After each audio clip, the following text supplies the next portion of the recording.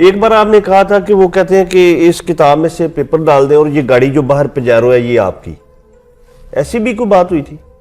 Live and let live, जियो और जीने दो। बिल्कुल सही। पेपर बनाना किसी बोर्ड का, यूनिवर्सिटी, ये बड़ा पेइंग था। मैं पेपर बनाया करता था। एक दिन मैं दफ्तर में था, अपने नाक जी आए, अस्सलाम वालेकुम, कैसे हैं। बड़ी देर तो ख्वाहिश सी कर दिया। तो मैं कहा जी बैठे, हाँ जी, और कोई नहीं है, अभी आए सा मिलन। मैं कहा बड़ी मेहरबानी। तो और साथ हमने ये कहा कि एक किताब लो।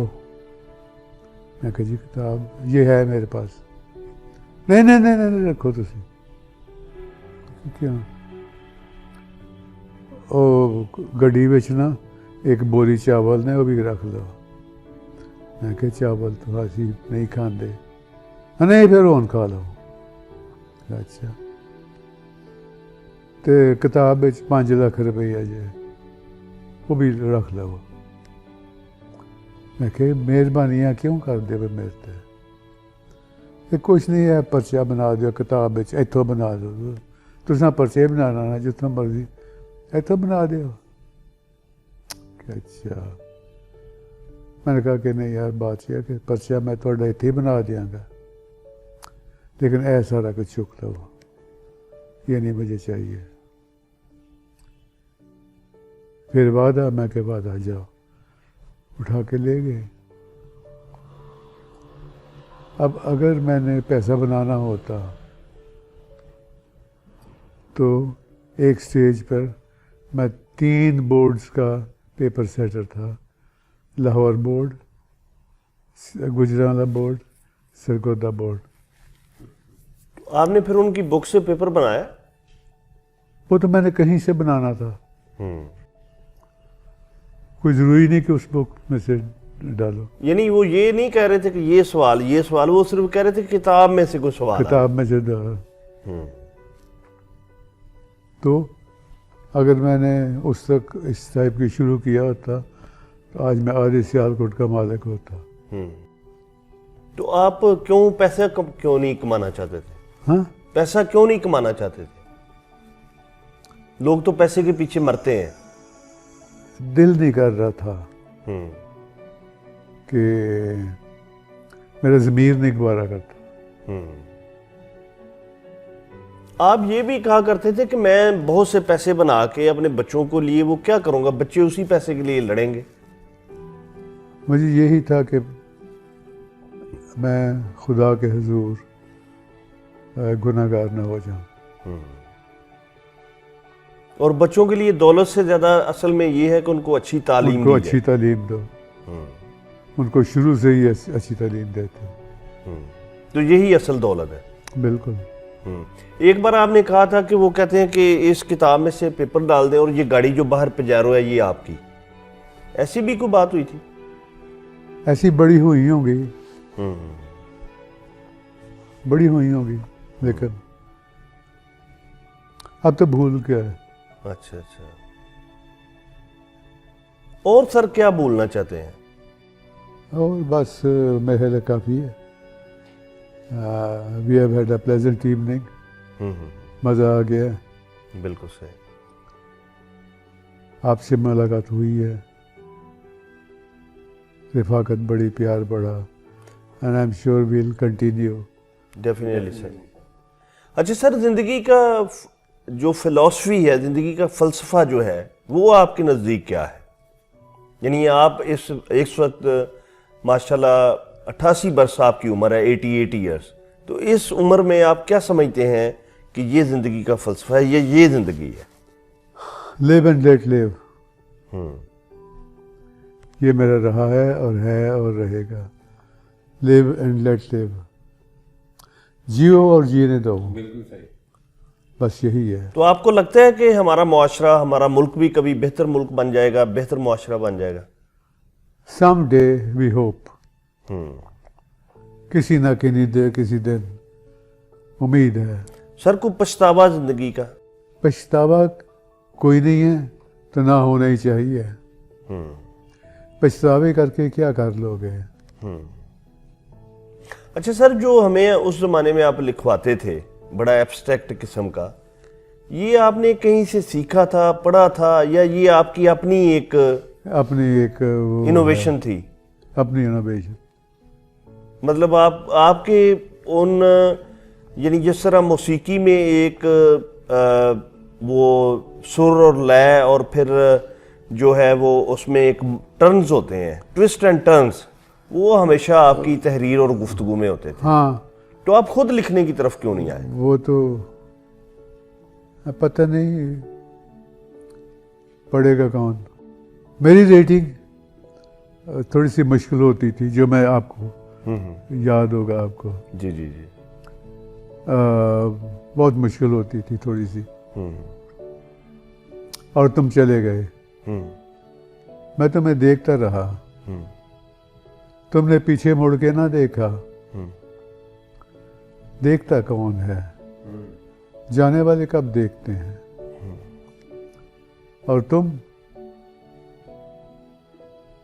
तो बने ही इस तरह के हैं, तुमने ना देखा। बस। अच्छा, इसको आगे चलाओ।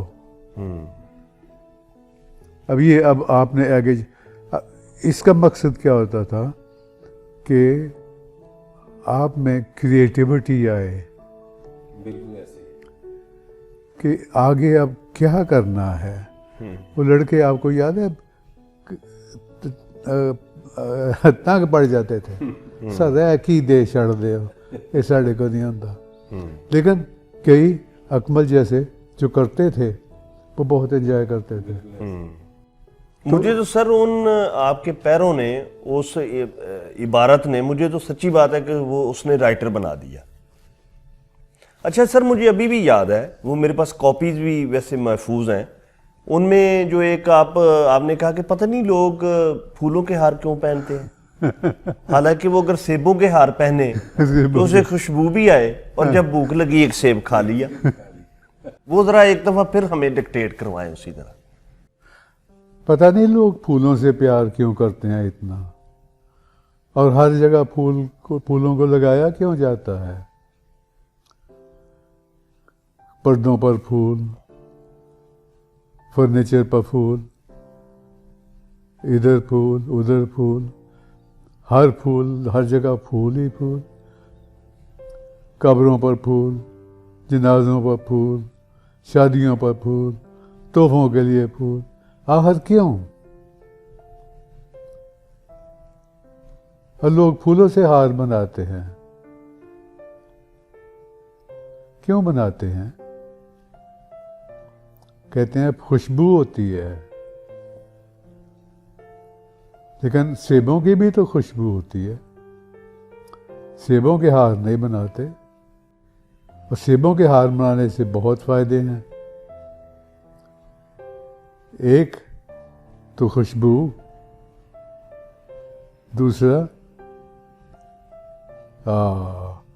फल हैं, तीसरा जब कभी लड़ाई हो तो एक सेब लिया और मारा जा सकता है। और चौथा भूख लगे, और जब भूख लगे तो एक लिया और खा लिया। अब बच्चे ये पसंद नहीं करते, बच्चे कहते हैं वो जी नोटिस दियो। मैं जब कॉलेज में होता था तो लड़के आए हैं, जी नोटिस दियोगे? मैं नोटिस की मतलब, वो जी नोटिस, केड़े नोटिस? वो जी जेड़े लिखे होंगे ने। मैं कहती मैं नहीं देता। हैं तुसी नहीं देता? मैं क्या, लड़के क्या मांगते हैं? लिखे लिखाए नोट्स दे दो, वो रट्टा लगा दें और बस छुट्टी। किताब नहीं पढ़नी, नोट्स नहीं पढ़ने, याद नहीं करना, सोचना नहीं है कुछ। ये तो एजुकेशन नहीं रही। अकमल इस एजुकेशन में से नहीं गुजरा, वो अच्छी एजुकेशन में से गुजरा है। आप अच्छी एजुकेशन में से गुजरे हो। आज की एजुकेशन में से गुजरते ना तो आपने ये चौधरी साहब नहीं होना था। आज ना तो स्टूडेंट्स में कोई सेंसिटिविटी रही है, ना टीचर्स में कोई सेंसिटिविटी रही है। आज सारे पैदल हो गए हैं। सर आखिर में हमें कुछ कहना चाहते हैं, स्टूडेंट्स को कोई पैगाम देना चाहते हैं? मैं तो यही कहूँगा कि जितना स्टूडेंट्स मेहनत कर ले इंडिपेंडेंटली, उतना ही बेहतर है उनके लिए और मुल्क के लिए। इस वक्त मुल्क जो है वो स्टूडेंट्स को ज़रूरत को मांगता है। वतन को प्यार करो बच्चों, ये वतन तुम्हारा है, तुम्हारे लिए बना है, तुम्हें ने इसको हिफाजत देनी है। God bless you all. Thank you very much sir. अगर कोई गलती हो गई हो, नहीं सर, सर, ये ऐसे नहीं कैसे सर, हो सकता ऐसे कैसे हो सकता है? हाँ नहीं होता है ना। जी जी जी। जैसे मैं बेटी का स्कूल का नाम ही भूल गया, जी जी जी। ऐसे ज़हन से निकल गया। नहीं सर, वो बेटी से माफी मांगिएगा, हाँ अपनी बेटी से माफी मांगिएगा। हाँ। सैमुअल लालदीन साहब से आपने बातें सुनी, तो मैं चीमा साहब से रिक्वेस्ट करूंगा कि आज के इस जो हमारी मुलाकात है उसकी क्लोजिंग वो करें। जी बहुत शुक्रिया अकमल शहजाद गुमन, आज आपने मुझे ऐसा मौका दिया कि मैं एक लम्हे में 1990-92 में चला गया और मुझे ऐसे लगा कि वैसे ही सर सैमुअल की उसी तरह वही तरंग है और लहजा वही है, सारी लबो लहजा, बातों का अंदाज और जो सोच है वो अभी भी उसी पॉजिटिव अंदाज से उन्होंने हमें गाइड किया और एक अनजाने से अंदाज में, गैर महसूस अंदाज में उन्होंने हमें एक ज़िंदगी की लाइन भी दे दी कि नाउ और धैन, इन दो जो लफ्ज़ हैं इनके गिर्द ही आज की कहानी जो है वो घूमती रही। तो मैं भी नाउ और धैन का इस्तेमाल करते हुए चाहूँगा कि आज, क्योंकि सर ने फोकलोर की बात की, तो हीर का एक बंद तो मैंने शुरू में सुनाया, अब मियाँ मोहम्मद बख्श का कलाम जो है उसमें से एक बंद जो सर के हवाले से और आज की इस मुलाकात के हवाले से। जी इरशाद। कि सदा न बागे बुलबुल बोले,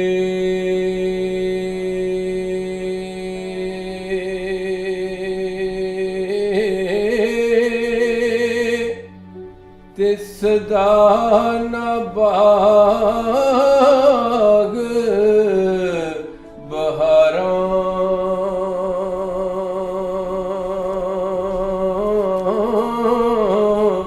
सदा न मापे हुस्न जवानी, ते सदा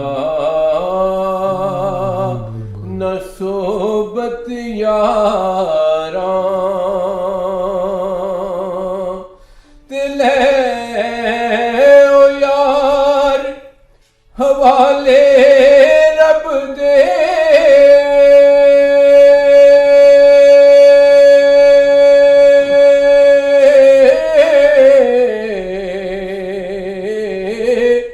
ते मेले चार दिना दे,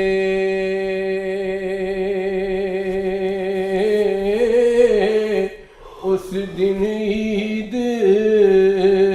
मुबारक हो।